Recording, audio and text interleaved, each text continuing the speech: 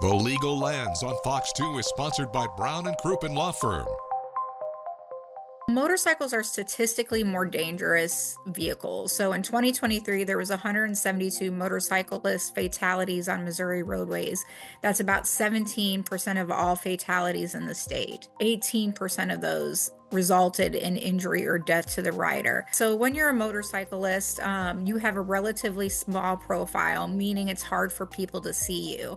So you want to make sure that you ride in a lane position that only gives you a good view of what's around you, but that will also allow you to take some evasive steps if need be.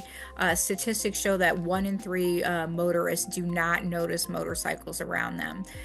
The second thing you want to do is you want to avoid any side-by-side lane traffic. So each car and each motorcycle is supposed to take 1 lane of traffic. The Missouri helmet law says that anybody that is under the age of 26 must wear a motorcycle helmet. It also says that no matter what your age is, if you're on a special education permit or learning how to ride a motorcycle, that you must wear a helmet.